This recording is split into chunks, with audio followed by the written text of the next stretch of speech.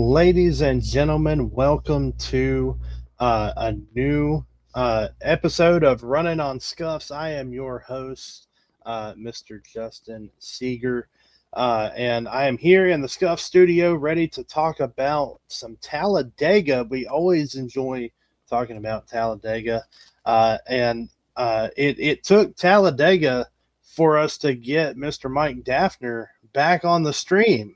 I mean, Ain't no way I was missing this one. I just had a feeling. I didn't ask anyone until this morning whether they would be on air tonight or not, but I just had a feeling that based on the results of Talladega that Mike would be here. And here he is. Mike, how are you doing this evening? Oh, I'm doing great. If I'd have woke up this morning and saw I had a busy day at work, I'd have called off. There was no way I was missing this show tonight. Oh, I mean, I was telling you guys in our chat earlier. Hey, I honestly think this is the first time my driver has won since we've been doing Running on Scuffs. So I have been excited all week long, and like I told before the show, I've been ready for this since Sunday. Yeah, I don't think we I don't think we have a I don't think we have any Reddick fans in the chat. Not that we're necessarily Reddick haters, but it's just not in the chat. One, I gotta give Tom a little bit of flack here because he gave me flack for missing a couple weeks ago, and then I gave him flack for missing last week. So Tom, you and I we're starting this rivalry here. My suggestion would be that we both collectively give Dan flack for missing tonight. I endorse that wholeheartedly. Yeah, I think collectively we put our differences aside, and we unite in the fact that we want everybody to be here for the show. And right now, the one that's not doing that is Dan Foster. Leave it to the Floridian to miss the episode titled Hurricane Hocevar. Look, it's just, I'm kidding. Dan's got other. Why Dan is not here. I mean, I just don't get it. If it was St. Patrick's Day, I could understand it. I mean, he does look like a leprechaun. I'd give him a pass for St. Patrick's Day, but I don't understand why he's not here. Is there some like leprechaun type holiday at the end of April that I don't know about? No, I can't think of any. So here in Mississippi, the end of April just means tornadoes. So, well, if they're in Mississippi, the end of winter means tornadoes. That's true, but there's something about that last weekend of April that's just a little extra special for us. Fair enough. But it's we've got a great panel tonight. Glad to have everybody here. If you're wondering, Miss Peyton Lore is behind the scenes in the producer's box. She's giving everybody the peace signs. So hope everybody is having a great show. And we do have a guest tonight. This one is some could say that this was a bit of behind the scenes magic that I pulled myself, and that's true. But you know what? I'm the one who pays the bill for this, so I can do what I want. I felt in Dan's absence, we needed someone else to bring in to have some fresh insight. This person is someone who's very near and dear to my heart. I hope so. I'm marrying her in October. But she's a new NASCAR fan. Her fandom starts back in 2024. Now, gentlemen, you know as well as I do that our fandom of the sport stretches back decades. So I think it would be interesting to have some insight from a NASCAR fan whose fandom just started in the last couple of seasons. So without further ado, let's bring Marley up on the up on the screen. We've seen her in the comments before, so glad to have you here with us. Marley, tell us a little bit about yourself, and for those who don't know you, and tell us a little bit about your NASCAR fandom. Well, obviously my name's Marley. My NASCAR fandom started in 2024 when Justin and I got together. I don't know. It was kind of like I wanted to watch it. I wanted to get into it, but I had no clue what I was getting into. Not at all. So I just kind of started asking questions, and here we are.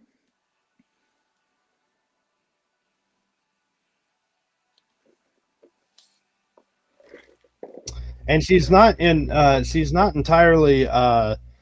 She's not entirely new to NASCAR. She's been to a couple races herself. She's watched plenty over the last couple of years, probably largely due to my own influence. But she's been to races. She's seen Talladega from the garage side of things. She's seen it from the grandstand side of things. And so, she's well versed, at least in terms of Talladega, which is why we brought her on for this race review show. But Marley, we're glad to have you here. And we are going to hop in to our race review segment here in just a moment. We've got race review. We've got to talk about Talladega. We've got to talk about the winner.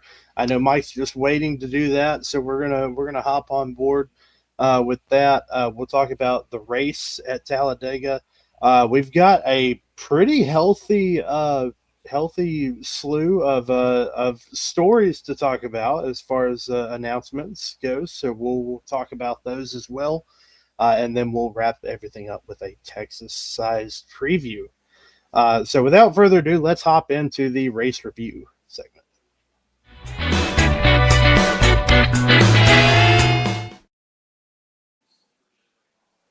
All right, so let's talk about Talladega.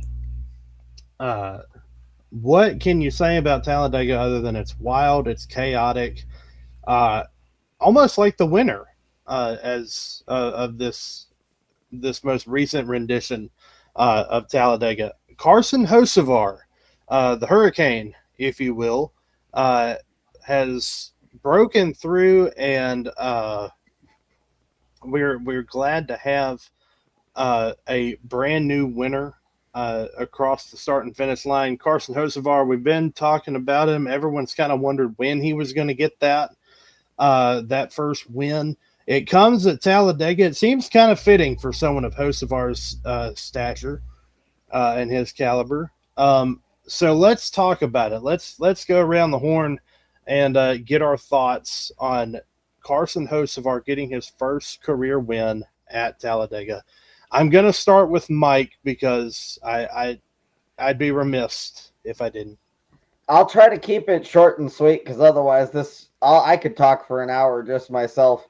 What a great win. Yeah, stage one wasn't the greatest, but once the changes NASCAR made to stop the fuel saving and just make them run wide open for the entire stage, I think worked for stages 2 and 3.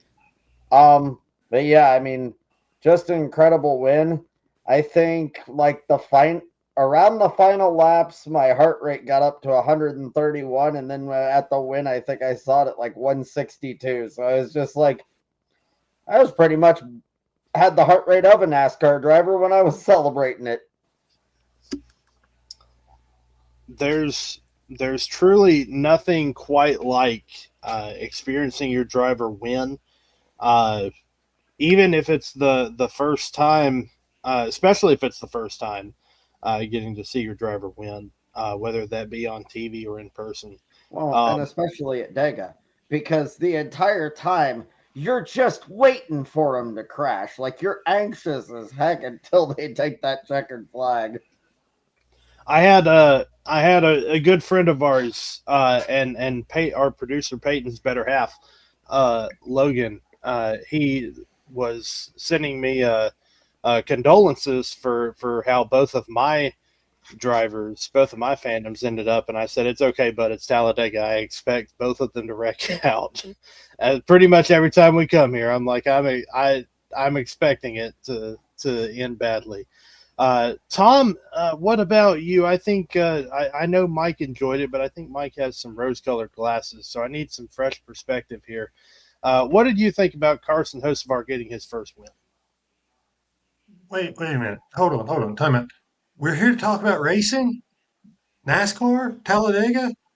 Wait a minute. Do you guys really? I thought I thought this was like a birthday party you were having for me online. I thought that's why you invited Marley, because she could probably like sing happy birthday or something.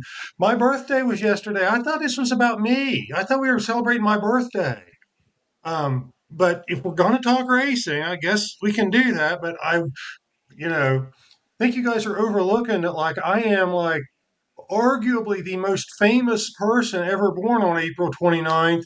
I do share a birthday with some other guy. His last name was Earnhardt. That's right, Earnhardt. There's some Earnhardt guy that has a birthday April 29th that shares it with me, but I don't know. I don't know if anybody remembers him or not. But anyway, yeah, I share a birthday with him. But I'm arguably a little bit more famous. I thought that's why we did all this. I thought it was my birthday. But if we have to talk racing, I guess we can talk racing. Okay. First thing is, was that not the biggest wreck anyone has ever seen? At one point, there was so much smoke on the track, you couldn't even see who was in the wreck and who wasn't. It literally happened at the start of the field when they were like 4 wide. And if you were anywhere, even a few rows behind it, I have no idea how you could have missed it. And like I was looking at it from the television camera, and I'm like, you can't tell who's in it because it was just one massive cloud of smoke. I've seen a lot of big ones, but that might have been the biggest wreck I have ever seen. And Carson Hocevar, I kind of got mixed feelings about him. I kind of like him. I kind of don't. I kind of got mixed feelings, but I got to say, that victory celebration where he drove the car hanging out the side of it, that is the coolest thing I have seen in a long time. That is probably the most memorable thing I have seen in NASCAR, even though it wasn't officially part of the race. It was so cool. Probably the most memorable thing I've seen since Hail Melon, maybe. But I think they're going to be replaying that victory celebration for years. Yeah, that was the big one. And Carson Hocevar, he's got the aggression. He's got showing he's got the talent. And the question I've got is, we got Ty Gibbs winning, and now we got Carson Hocevar winning. Is this the start of a youth movement? Are we going to see a rash of wins here by younger drivers getting their first wins and the up-and-comers starting to take over here? Are we about to see another changing of the guard in NASCAR? Because we've had a couple of first-time winners here recently, so it'll be interesting to see how this all plays out now. And I think it's interesting that if this is a trend, the two things that those two have in common are basically a history of aggression levels that are just off the charts. And is that what we're going to see more of? So anyway, a lot of story angles there, but I will stop and give our esteemed guest, Miss Marley, a chance to comment on this too. Yeah, for sure. I do want. I'd be remiss, Tom, if I didn't say happy birthday to happy belated birthday. I assumed that you didn't want us making a big deal because that meant you had to tell us how old you were. I am celebrating my 25th birthday. I am celebrating it for the 30th time, but I am celebrating my 25th birthday. Based on my personal knowledge of Marley, I don't think you're going to get a happy birthday rendition out of her. Certainly not on air. But nonetheless, Marley, what did if it's him or if it's that or a kiss from Mike, I don't care how bad you sing, Marley. I'm not taking the kiss from Mike if those are my choices. I'll drive down to West Virginia right now, Tom. Well, it looks like we have a volunteer. Nonetheless, Marley, what were your thoughts on Carson Hocevar getting his first win at Talladega? I am not the biggest Carson Hocevar fan, but that celebration was nothing like I've seen like this whole time that I've been watching NASCAR. And the fact that he was able to like kind of sit himself in the car and then drive it, I was like, how is he even doing that? And you could very like obviously tell that the fans like really love him, and you could see them like hanging their hats out of like the side fence, and you could just tell how bad he wanted it. And I understand how Mike's feeling because like last year, whenever Chase Briscoe won Talladega, we happened to be there for it. Like I rode Cloud9 the whole way home. Like I really liked it. So congratulations to all Carson Hocevar fans out there. You know, I understand how it feels, and the race itself. Like I'm not gonna lie, I fell asleep during it, but from what I saw, like I woke up I think right before that big wreck happened, and that was the biggest wreck that I've seen since watching NASCAR. I think the closest one was like 2024, like the fall race when me and Justin went. Like I remember like him standing behind me when we were in like the garage, like Victory Lane, and I looked at him. I said, "Did they all just wreck? Like, are we even gonna have a race after this?" So that's kind of like how I felt. I was like, are there anybody left?" And I was like checking my fantasy. I was like, well, who's in and who's not, because I need to see if I need to move people around. But Talladega is always a wild card. I always look forward to watching it. It's my favorite race of the year, and I hate that we couldn't be there to see it. But I hope that we get to be there next year. Yeah, it was cool to see Carson Hocevar get that first win. The race. We've got a lot of topics to talk about regarding the race. Number one was kind of we've all had some touch on it. Tom and Marley both think that Carson Hocevar's celebration was cool, and I'm going to bet money that Mike agrees. So I'm about to be the villain here. Carson Hocevar's celebration should be banned. It was a danger to himself, and it was a danger to a personality in the sport. So as cool, I agree. I think that his celebration was cool, and I'm glad he was able to pull it off. But there were multiple times during that celebration where I thought this is not going to end well. Okay. I'm going to say, here's what I think. They shouldn't ban it. They should set some parameters around it. Let him do it, but tell him to wear the helmet. Because I was looking at that and I'm like, this is great. I hope it doesn't end in tragedy, because I don't know what he was doing, 20 miles an hour, 30 miles an hour. Something goes wrong and his head hits that pavement. He goes from victory lane to being a vegetable if he's alive. I don't think they ban it, but I would. And if I was a sponsor, if I was putting big money into him, I wouldn't make NASCAR ban it. I'd be saying, if you want to keep my sponsor dollars, you're going to make this kid wear a helmet if he does that again, because I am tying my dollars to the kid and his talent. And the sport is dangerous enough the way it is. I don't need him taking those kind of risks. I thought it was so cool, but I was like, I hope this doesn't end in tragedy. Make him wear a helmet, but let him keep doing it. Yeah, I could. Same thing. Yeah, I'm a Hocevar fan. Like, don't ban it, but yeah, like I was sitting there. Now, I will say this: if he were to fall off the windowsill, from his description of what he had to do to even get his feet to the pedal, most likely the only thing that's happened is his knees just catching on the steering wheel, and he's not going anywhere. Well, but then he could be hanging out the window or outside the side car, basically hanging on by his leg, and the car's still doing whatever it's doing. And yeah, I think there's a lot of ways that it could go wrong in that way. Which we know obviously from last year with Connor Zilic at Watkins Glen in the O'Reilly series. I mean, we know that there are ways that even basic celebrations can go wrong in that way. But no, I don't know. I don't want to be the Debbie Downer because don't get me wrong. It was cool that Hocevar won. There was clearly a lot of emotion, and you can tell that he put some thought into that celebration and the way he did it.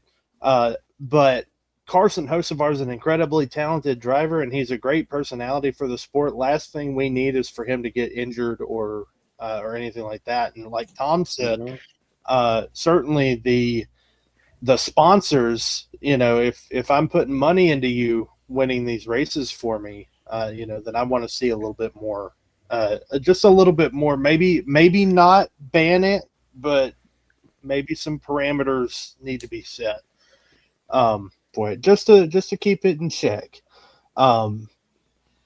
So let's talk about, Tom. You kind of mentioned Carson Hocevar and Ty Gibbs. And so I wanted to talk. I also put that in our script too. I want to talk about that a little bit and go. We've seen Ty Gibbs get his. Mama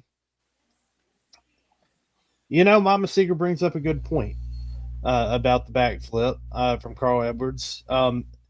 Maybe this is like the ignorance in me, but there was never at any point in my racing fandom did I ever think Carl Edwards wasn't going to land the backflip. Like he just seems so effortless at doing the backflip.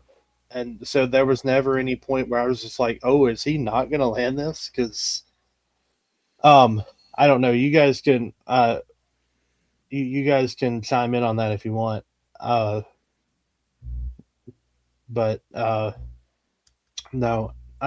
I agree. We can't ban everything. So maybe like Tom said, maybe some added parameters. Or at least just keep the helmet on. If the car is moving, you should have your helmet on. The only real major part that I was worried about was when he was nosing it towards the wall. Because I actually think I saw he actually did cut his hand a little bit on the roof rail when he hit the wall. Yeah. But other than that, great. 10 out of 10 celebration. I was worried about it a little bit when he started steering it towards the inside wall. He actually said, I don't know if you had seen that. He had said that at that point, because he had to take the steering wheel off to get his feet into the right position, get his legs in the right position, he didn't have the steering wheel on when it was moving towards the inside wall. And he actually had to real quick slap the steering wheel on and get it turned. Hey, Dale Jr. Steered the car once during green flag conditions. In the middle of a turn, not even on the straightaway. He grabbed the steering column and went there. But no, I want to talk about this Ty Gibbs and Carson Hocevar. We've seen both of them win in the last victory celebration. There are a few drivers in the field that would probably argue that Hocevar drives better hanging out of the car. Well, I mean, that's true. He's definitely one who has his enemies. Oh yeah, for sure. Well, Peyton's comment, that was kind of my point. Connor Zilic kind of proved last year that you can, even a normal victory celebration, you can get hurt by. I just feel like there's something maybe a little extra danger to what Hocevar did. I don't know.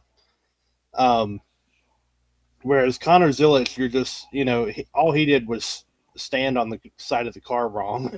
And Zilic, his car was stopped. Yeah. Or best case scenario, Hocevar falls off the car. Worst case scenario, he's getting, like I said, his foot stuck and he's getting drug across the pavement by it. Yeah. So I don't know. Let us know what you think about the victory celebration. Did you like it? Do you think it was cool? What about, do you think there should be some parameters for that in the future? Let us know what you think down in the comments. But let's talk about Hocevar. Let's talk about Ty Gibbs. We've talked about, this younger generation coming through. And we've kind of been watching Hocevar and Gibbs kind of side by side throughout this, the way that we do this. now that they both, because we've talked about before, oftentimes the most difficult win to get is your first. Now both drivers have their first. They have broken through. They will forever be able to call themselves a NASCAR Cup Series winner. Now the question is, what do the two of them do from here? And my question to you guys is, does either of them break through, whether it be this year, next year, do we see either of them break through and truly become, multi-time winning threats, throughout their season? I think we would argue that Ty Gibbs has the better equipment to pull something like that off. But I mean, Spire's on the up and up right now. So let's. I'm going to hand this over to y'all. Marley, what do you think in this? Do you think Ty Gibbs or Hocevar? Do you think either of them break through? Definitely Carson Hocevar, because he has proven that he can be aggressive when he needs to be, and he is fast, even though Ty Gibbs has the better equipment. But I definitely don't see Ty Gibbs being as big of a threat as Carson Hocevar is, because I think Carson has the drive, and I think his win is just gonna push him and excel him into getting more. But I definitely think that Carson is a bigger threat than Ty Gibbs is. Oh, I'm going to go the opposite direction, Marley. I'm going to completely disagree with you here.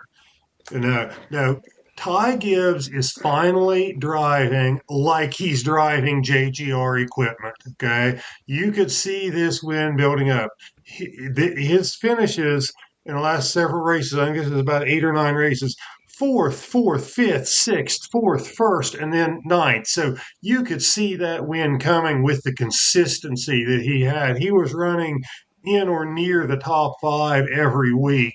And to me, that's the consistency that you see as somebody who's going to be a multi-time winner. And he's got better equipment. Spire might be up and coming, but I don't think they're anywhere near the level of JGR at this point. I think Ty Gibbs is the much bigger threat. Even though it pains me to say this, I don't like the kid. I don't like the kid at all. Don't like his hair. I don't like his teeth. I don't like his smile. I don't like his driving. I don't like his driving style. I don't like his sponsor. I literally like nothing about him. So it's hard for me to say this, but I think he's the bigger threat. And if you get me off camera, I'll tell you what I really think about him. I'm looking forward to that behind the scenes episode that comes out. We'll save Mike, that for Scuffs After Dark. Yeah. Mike, what do you think? I know you're wearing the Hocevar hat, but do you think what do you think about Hocevar and Gibbs to you? Which one of them is more of a threat? I mean, I think they're both equally a threat. I'm going to agree with Marley, and I never thought these words would come out of my mouth, but I'm also agreeing with Denny Hamlin. This win could get the monkey off of Hocevar's back, and just it could unlock even more speed for him, because now he's not worried about, am I going to get my first win? He's got it.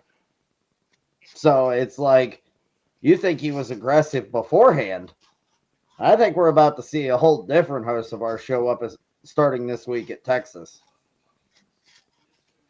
But before anybody else think that it was in the stars that the kid who they are starting to compare his driving style to Dale Earnhardt gets his first win at Talladega, a place that Earnhardt owned, and gets it the week of Dale Earnhardt's birthday? It's almost like it was ordained from the heavens that this was going to happen in this manner.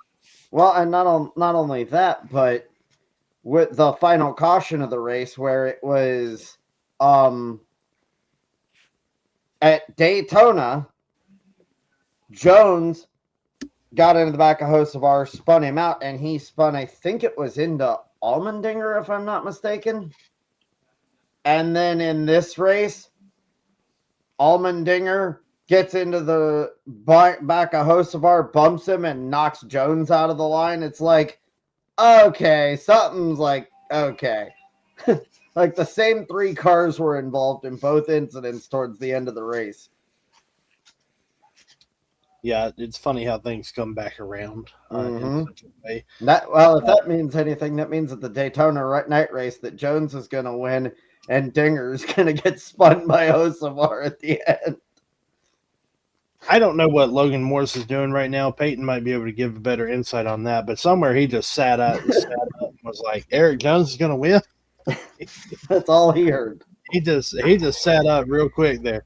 I was really rooting for Eric Jones to win because I wanted to see Logan buy 43 bags of Doritos. I wanted to that was a little behind the scenes. I don't know, and maybe he mentioned this on the Racing Angle, and if not, this is a little exclusive that he can clip.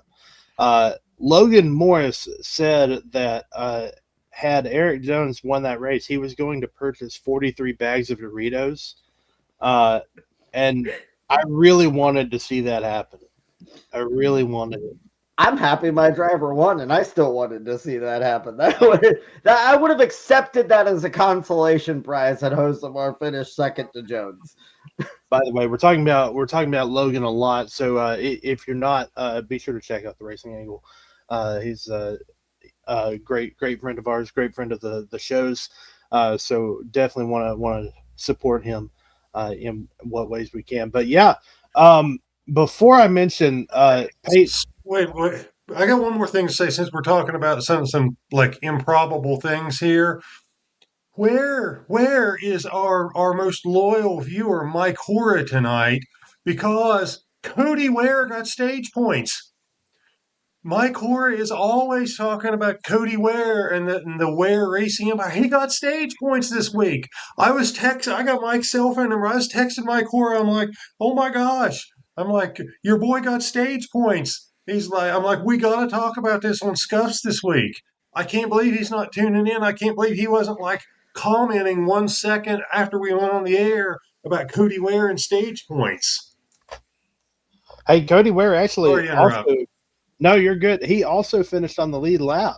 And I mean, how often do we see that? I mean, you look at the names that didn't finish on the lead lap, from Kyle Larson to Joey Logano, Ryan Blaney, Ty Gibbs, William Byron, Bubba Wallace, Brad Keselowski, Chase Briscoe, all guys that did not finish on the lead lap. But Cody Ware, he finished on the lead lap.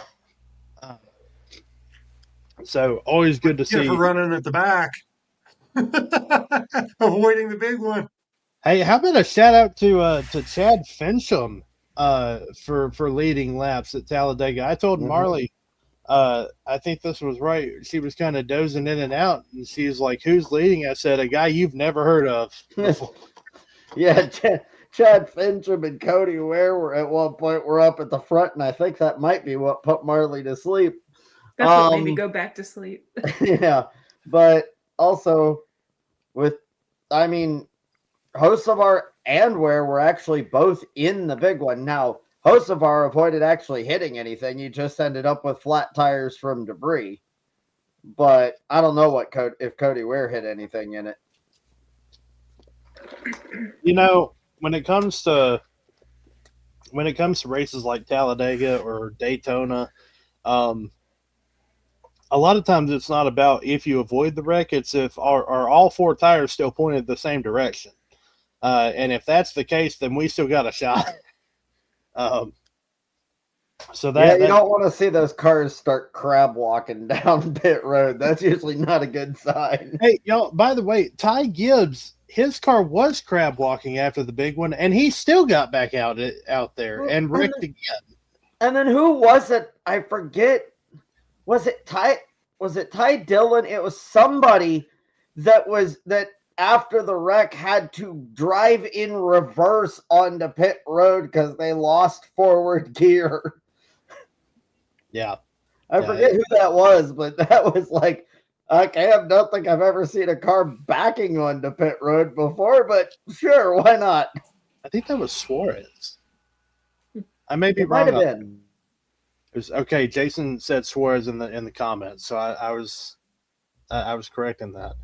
But yeah, I mean, overall, a lot of never ceases to amaze the action we get at Talladega, and so that kind of brings me to my next point. Let's talk about. We've talked about Hocevar. We've talked about the win.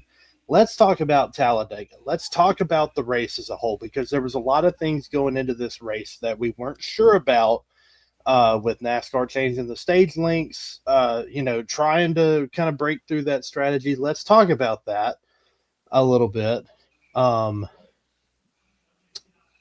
Was Talladega a good race? Before we go into detail, I just want a yes or no from each of you.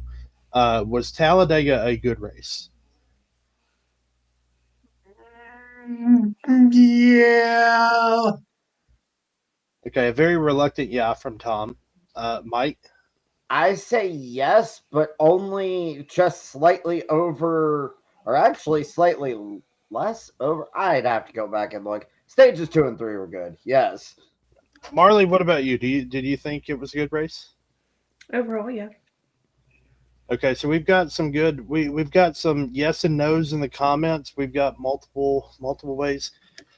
I agree. I don't. I'm not going to say this is my favorite Talladega race, but how often do you get to see in my opinion, and I'll kick us off with, I guess, reasoning here. How often do you get to see a Talladega race where you have drivers strategizing on whether or not they are or aren't going to go a lap down in the first stage, like where we saw with Denny Hamlin and Briscoe and having their issues on pit road, and Ty Gibbs leading the race. How often do we see a Talladega race where that happens? So Tom, I want to go. You were probably the most reluctant yes on that. So what are your thoughts on Talladega as a whole? What maybe didn't help your opinion of the race? I'm not a huge fan of the plate racing anyway, so let me just say that I like to see something where somebody's got to have a legitimately faster car, and that gives them a distinct advantage, and it's not pack racing and survive the big one. I'm not a huge fan of plate racing anyway. I commend NASCAR for trying to do something. Okay. And they didn't have a whole lot of time between Daytona and Talladega to figure out what they were going to do, but they got to do something to get rid of people running 50% throttle and turn it into a fuel saving race. And in a short amount of time, they tried to do something. I don't know it was a huge success. It definitely wasn't a failure. Part of the intrigue of the race was what strategy is everybody going to employ in stage one? Is it one stop? Is it two stops? What are they going to do with tires? And nobody knew what they were going to do, and nobody knew if they had the right strategy. So it added a little bit of intrigue to it, but I still felt like stage one was extremely long. I think it lasted like 2.5 days or something like that. At least that's what it felt like. So that part wasn't great. And I still felt like we did have a little bit of an element of fuel saving. So it didn't work perfect, but I thought it was an improvement. And I commend NASCAR for trying to do something. I still don't think that changing stage lengths is the ultimate answer. But we can get into that in our next segment, what they actually should do. But but yeah, it was an improvement. I'll give them that. So I'll say yes.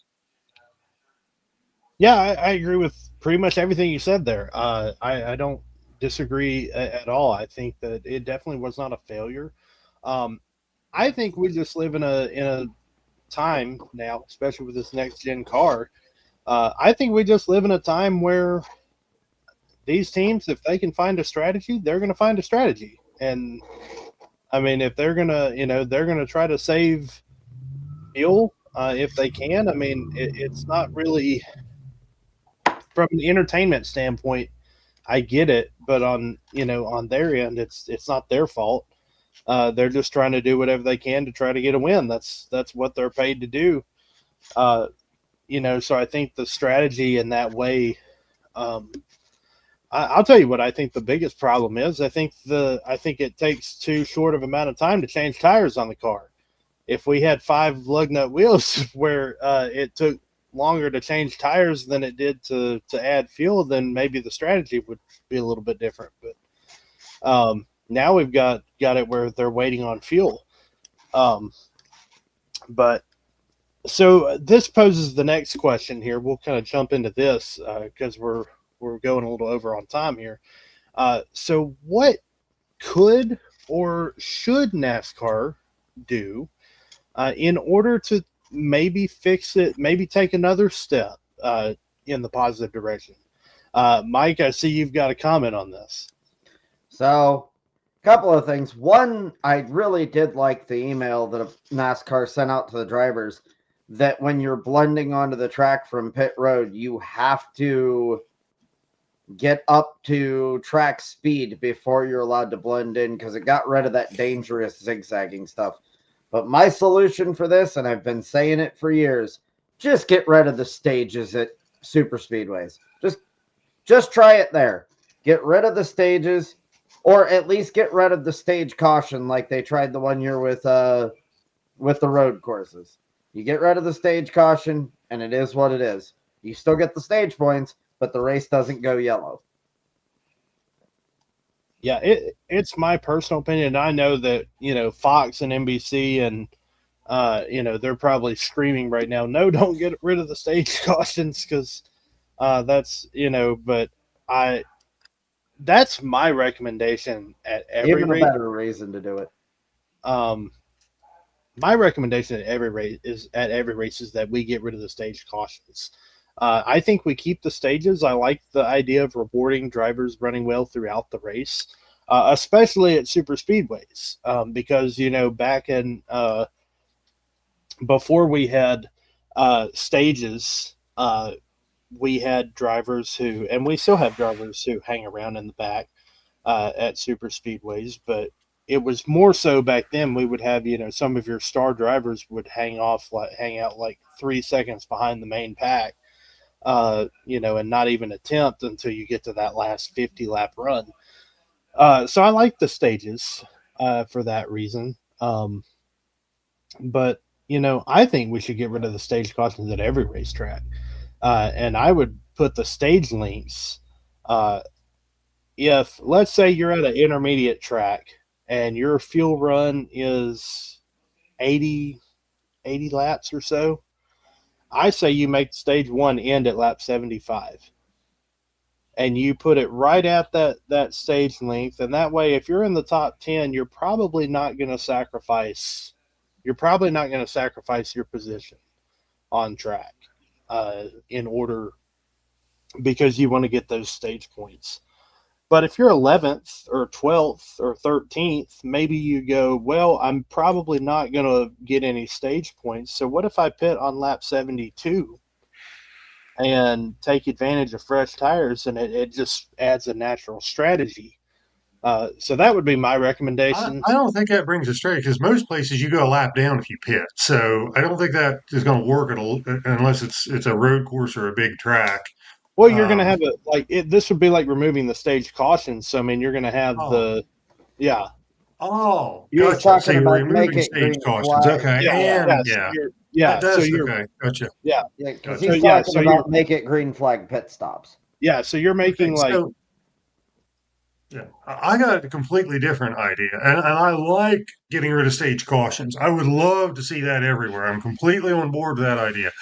Change the size of the fuel cell. Some of the most dramatic moments of the race were pit road, and we had speeding penalties, and we had loose tires, I think, or uncontrolled equipment or something. We had a lot going on. So change the size of the fuel cell. Either make it huge so you can go 90 laps on one, or make it small where you can only go 25 or 30 and make people make 2 or 3 pit stops in that long stage one. And let's see who can execute on pit road. I think that is an option. I don't know if they had the chance to really do that in a short length of time between Daytona and Talladega, but long term, man, that was a lot of drama when we had pit road. Can you get to the bottom? Can you pit with your teammates? Can you get grouped back up when you come back out? That added a lot of drama to the race. So I like changing fuel cells. Well, and Cendric missed his box. He got blocked out of his box on the one and had to go another lap. Yeah. You see, we had all kinds of drama there, and it forced everybody to execute in all phases of the race. So, that's one I'd like to see him consider. I could see that. I don't hate that idea at all. Um, let us know what you guys think NASCAR could do. I know one thing that we are getting preseason Thunder back for 2027. So hopefully they'll be able to look into some more significant changes for these cars when that happens. So let us know what you think NASCAR should try to make these races a little bit more entertaining. Real quick, before we move on to our Scuff Story segment, just want to acknowledge the NASCAR O'Reilly Auto Parts Series. Corey Day got his first career win at Talladega, so a good win for the up-and-coming Hendrick prospect. I lost Justin there. There he's back. Oh, well, nobody wanted to hear me talk about Corey Day, apparently. That's apparently what happened there. No, wanted to acknowledge Corey Day getting his first career win at Talladega on Saturday. But let's, if you guys can hear me, let's hop into our Scuff Stories segment.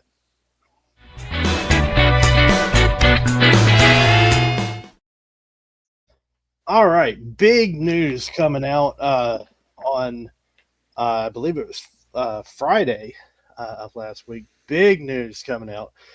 Jim France has announced that he is stepping down as CEO of NASCAR. Steve O'Donnell will be taking his place, and also a part of this announcement, Ben Kennedy, which is a grandson and heir to the France fortune, if you will.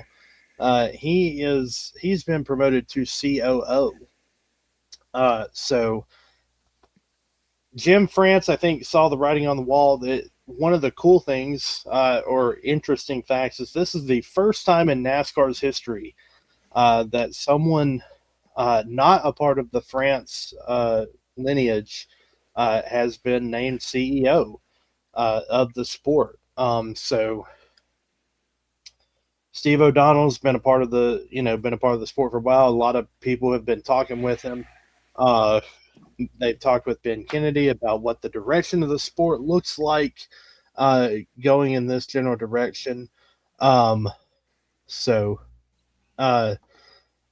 I know I've seen you have some comments about this since it happened. What are your thoughts? Do you think this is a good step in the right direction for NASCAR? Oh, absolutely. I mean, even just, I don't want to say the timing of it, but we're starting to see these young drivers with Ty Gibbs and Hocevar win more, and making a change in leadership, I think, is going to be a good thing for NASCAR in the long run. And Steve O'Donnell even saying, he doesn't have any problem with Hocevar's celebration and stuff like that. You know for a fact if it was the old guard in charge, that would have already been banned on Monday. So it's refreshing. Yeah, it's I think some new blood at the helm. It's always a good thing. I think it's important for the sport to evolve in such a way. So we'll see how this affects NASCAR in the long run, because I heard Ben Kennedy say in a lot of ways that this isn't just about what NASCAR looks like in 2026. This is about what NASCAR looks like in 2036 and beyond. So, I mean, this is about Steve O'Donnell said he wanted this, his goals for the sport was for NASCAR to be the biggest sport in the world. And, still, obviously, there's a long way to go to get there. But having that ambition is definitely the first thing. One piece of information that kind of went under the radar, I think, but is a big deal. One of the big pieces of silly season has landed with Tyler Reddick signing a contract extension with 2311 Racing. And Marley, I want to ask you about this.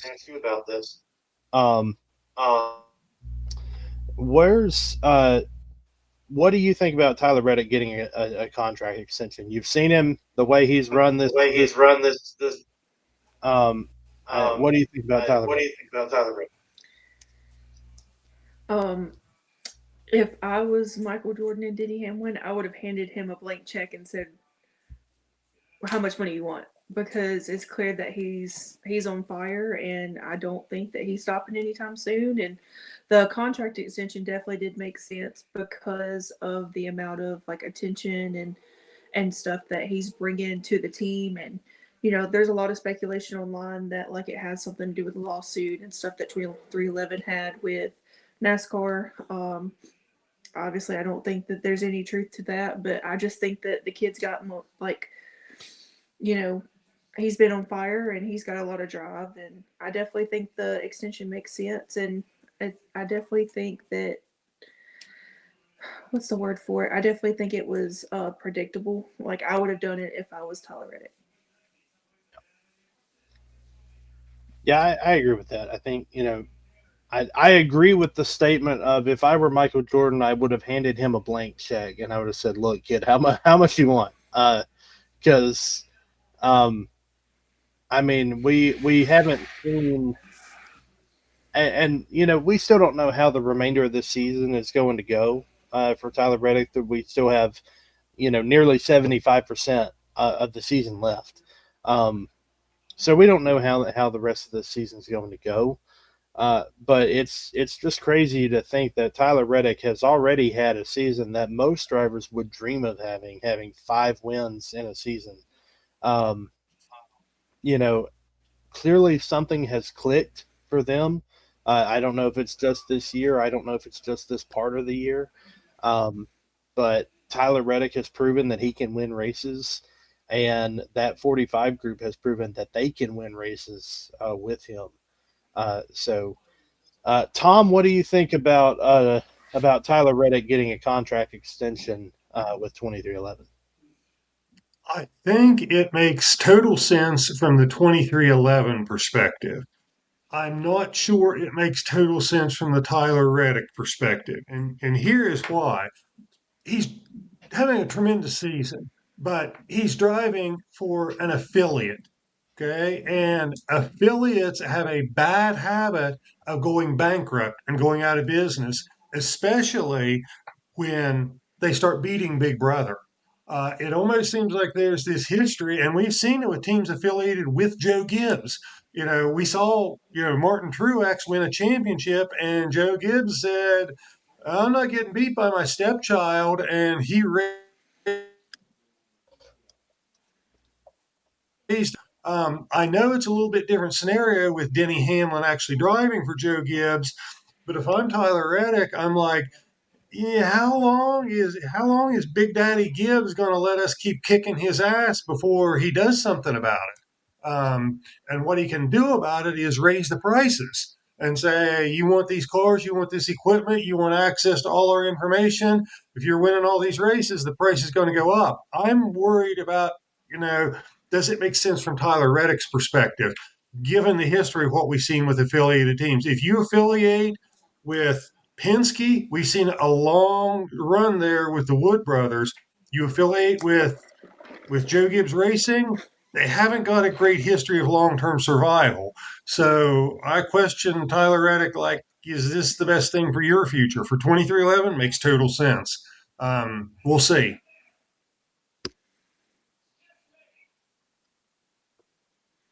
Oh, we're switching hats. Hats. Uh-oh. Sorry, Tom. You opened up some old wounds. I had to get I had to break out the old hat just to alleviate the wound there. Sorry, Mike. Hocevar's done. Rude. Dang. No, I don't disagree. I still think at this point there's something about 2311 that I think is different than the other affiliates. Actually, I think there's 2 things that make 2311 different than any of the other affiliates that have been with Joe Gibbs. Number 1 is the 23. Number 2 is the 11, and that being Michael Jordan and Denny Hamlin. Michael Jordan. I mean, Michael Jordan's a businessman, and he's not stupid. I think if Joe Gibbs raises the price, there would be a point where Michael Jordan goes, "All right, I don't think I'm not going to foot that bill." But I also think the relationship between Joe Gibbs and Denny Hamlin is strong enough to where Joe might be a little bit more lenient, and might essentially be the way. I think right now Joe Gibbs Racing basically has a 7-car team, and it's just not on paper as such. Because I think that that's just where they're at in the sport. But so I think for Tyler Reddick, I like the move for him, especially because as the silly season starts to unfold, I'm starting to wonder what better rides are out there this season for him. I don't know.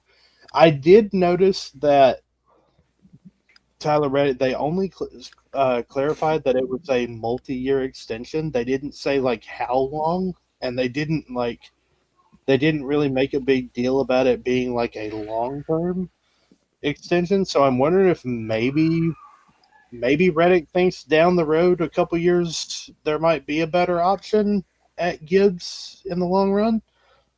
Maybe a Hamlin retirement, or if Briscoe doesn't pan out, maybe gets the boot. You never know, but I don't foresee that happening. But you never know. I could see him moving up if you call it up if Hamlin retires. I could also see if Alex Bowman gets the boot at Hendrick that they would have been interested in Reddick if one contract expired the same time they were giving Bowman the boot. I could see that happening. I will say on the other side of the argument, the side that you guys are on, I think you've got Denny Hamlin and Michael Jordan who are both want to win bad enough, are ruthless enough, and have built enough of a brand with 2311 with the money they get, because Bubba Wallace brings in a lot of sponsorship money. Tyler Reddick is becoming a major, major star for that. They would probably, if it came down to it, have the option of affiliating somewhere else. I don't think they would necessarily have to go out of business. That Penske would welcome them, or even potentially Hendrick might welcome them, that they would say, or even if Dodge moves up, Dodge may say, you can be our flagship team. I think they have enough, I don't know if you'd say brand is the right word, but they have enough resources that they wouldn't necessarily go out of business. They would have other options. They have other people who would want to say, hey, come race for us. So playing the other side of the argument, I can see that they are in a stronger position. I'm still skeptical, though.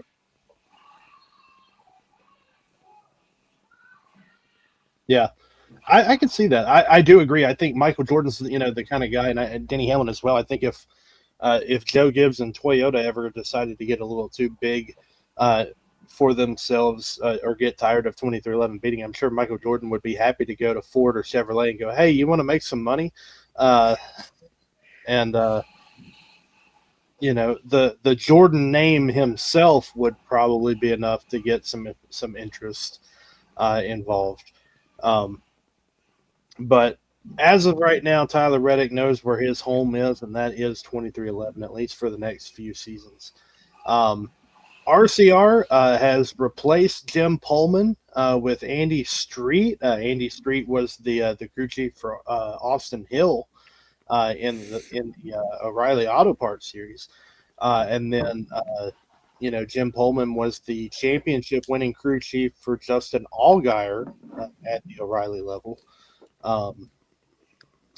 Ultimately, that partnership just didn't work out with Kyle Busch, so they moved Andy Street up to the 8. So we'll see if that works for them.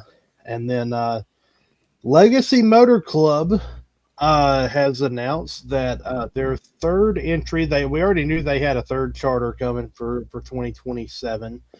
They will be running the 84 full-time which I know for the petty fans out there, like our good buddy Logan, I think that was a bit of a disappointment in a way.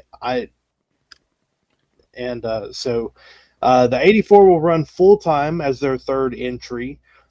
Jimmy Johnson, some have asked what number he would run because he is running the Daytona 500 in a fourth entry for the car. He will run the 13.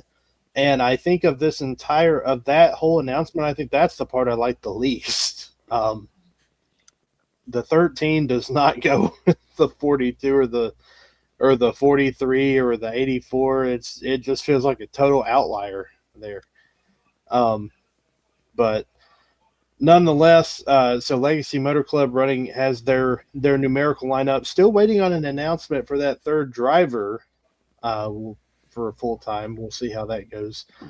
And then speaking of driver lineups, the CW has announced that for the NASCAR O'Reilly Auto Parts races upcoming, there will be 6 races where they will have current active drivers from the Cup Series coming down to join the booth for their O'Reilly Auto Parts races. That includes Denny Hamlin at Charlotte, Connor Zilisch at Nashville, Ross Chastain at Pocono, AJ Allmendinger at Sonoma, Kyle Busch at Atlanta, and Bubba Wallace at Indianapolis. So if you look forward to seeing those drivers in the booth, you can tune into those races on the CW when they roll around. So, ladies and gentlemen, we've subsequently gone over an hour in time, which is commonplace for Runnin on Scuffs. But without further ado, we've gone through our Scuff stories. We've gone through Talladega race review. Now it's time to look ahead to this weekend. Let's look at Texas with our race preview segment, and let's get into Texas.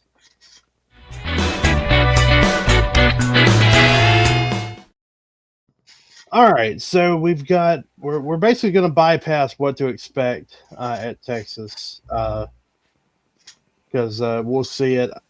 One thing, we're going to go around the horn and we're going to get race picks for Texas this weekend. So Marley, you're our special guest, so we're going to give you first dibs here. And that way, if anybody copies you get to say that they copied you and that it wasn't, that it was totally your idea. So let us know. Do you have any picks for this weekend at Texas, whether it be Truck, O'Reilly, or Cup? I don't follow the lower season or like the lower series much at all, so I can't necessarily make like a pick for them. But I don't know, Texas, I don't know why it's screaming like Penske or Hendrick to me, but it is. Like I could see, I don't know why Joey Logano's like pointing out at me. He hasn't really done like completely fantastic this season, but I don't know why he's sticking out to me, so that's who I'm gonna go for. I know he won last year in 2025. All right, so a repeat winner at Texas from Marley. Tom, what say you for your race picks? Okay, so last week I had said that I was going to stop picking the low-hanging fruit. Okay, so this week in trucks, I am not picking Kyle Busch and I am not picking Ross Chastain. I am going with William Sawalich in trucks. And in the O'Reilly series, I am not picking Kyle Larson, but I am picking a Hendrick driver. I'm going with Raja Carruth. And in the Cup Series, I am picking William Byron. Byron's got an average finish of like 6th place in the next gen car. So I'm thinking that's pretty good. Logano is not a bad pick, though, Marlon. I think he won it last year or the year before, but he's got a fairly recent win at Texas. And I think a veteran driver at Texas is probably going to wind up winning because it's all about track position and getting control of the race and then blocking the guy behind you because you can't pass at Texas. which I don't know why we race on a track where you can't pass at when there's others that we could, but we got it down to one race a year. Let's get it off the schedule now. We're making progress. But I think Logano is in the right neighborhood because it's going to take a veteran, somebody who can do the blocking, can play the air. But I'm going with William Byron. And I avoided the low-hanging fruit. I stuck to my pledge. I am a man of my word. I almost went William Byron myself. And my picks make Justin yawn. But Marley, I got to go back to you. Okay. Promise me something. If Okay. Logano wins, you will come back on the show next week in full gloat mode because you are 1-for-1, picking the winner, 100% accuracy for your career. You don't even have to pick next week. You can just come back on and gloat and then retire before you have to make another pick and say, I'm going out on top. I'm undefeated. I will do that. If he does win, I will do that. I don't know about the gluten part, but I don't know how much of that I'll do, but I'll come back. No, you gotta come in. You gotta show off. You gotta be like, hey, I got this right. Like that's how it is. That's what Mike's gonna do. Mm-hmm. Fine, I'll do it. If he wins, then I'll do it. All right. Well, We got a commitment. We got a commitment. We'll see Marley next week if Logano wins this race.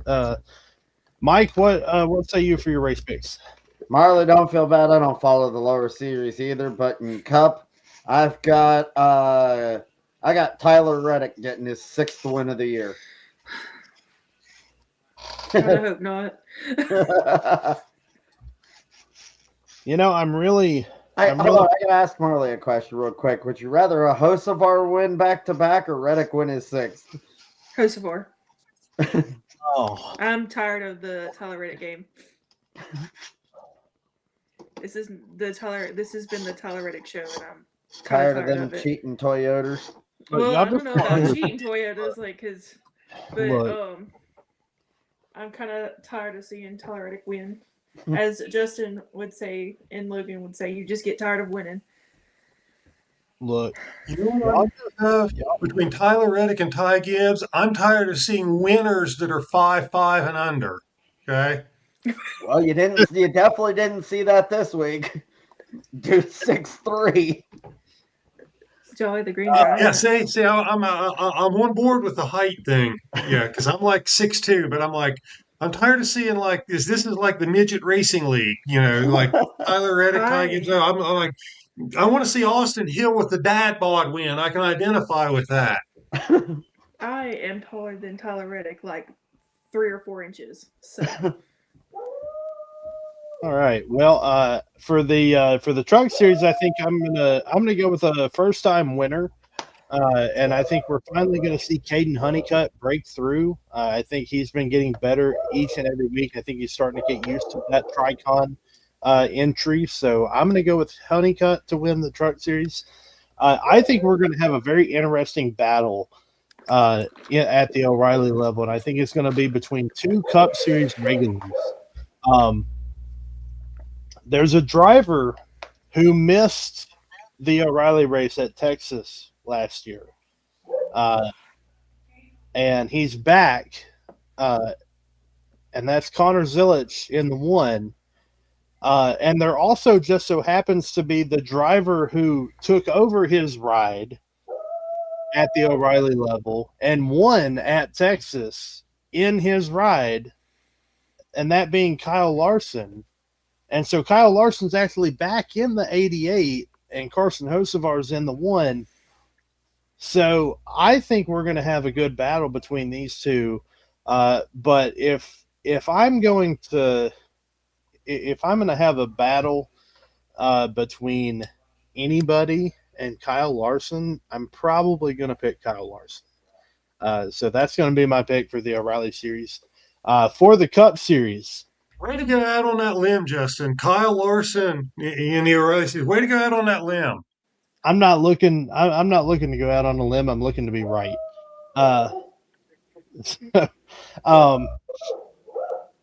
As for the Cup series, I'm a little torn because I had three possible thoughts in my head, and you 3 took all 3 of them.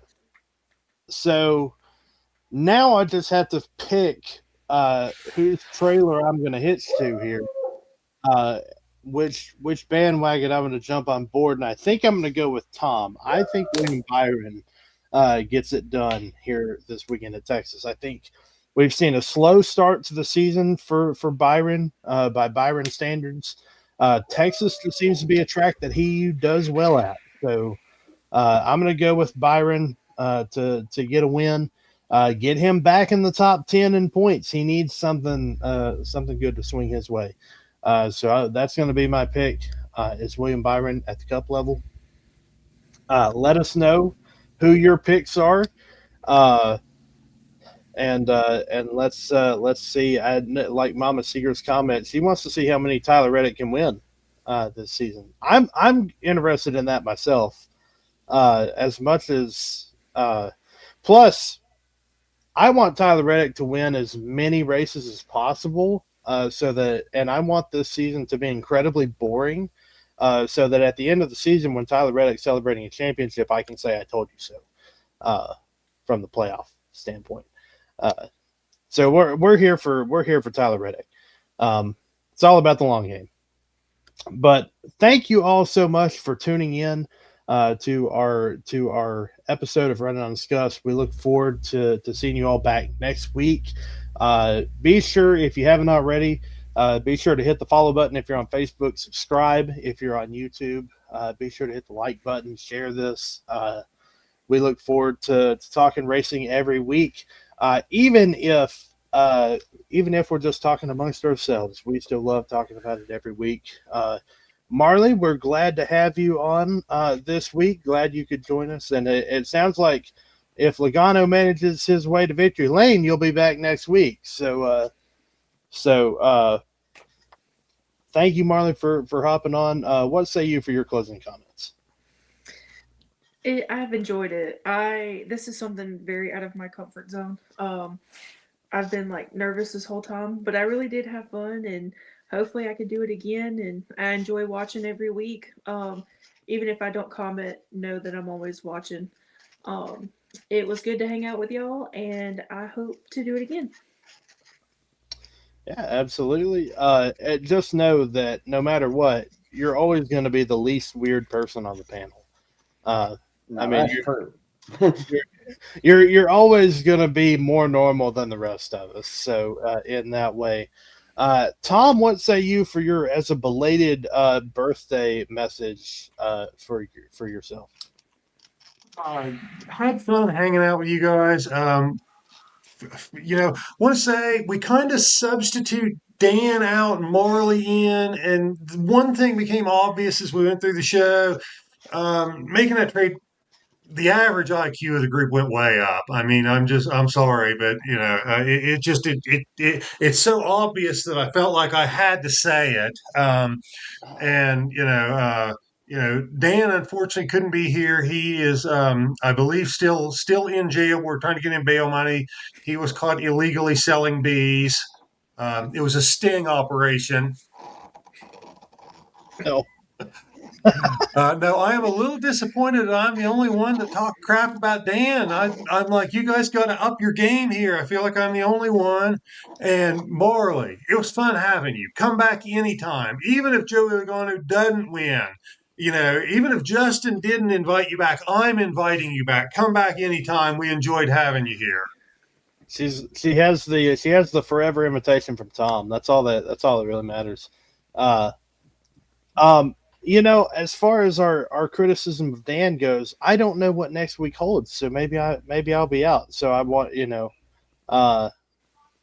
that's certainly not in the books. My plan is to be here next week, but you never know. That's okay, Justin. Marley will fill in for you, and we won't miss a beat. Yeah, that's it. She can host it. That'll be big. All right, Mike, you've earned it. You've earned your victory lap here. This is why I saved you for last. Hocevar is still a winner.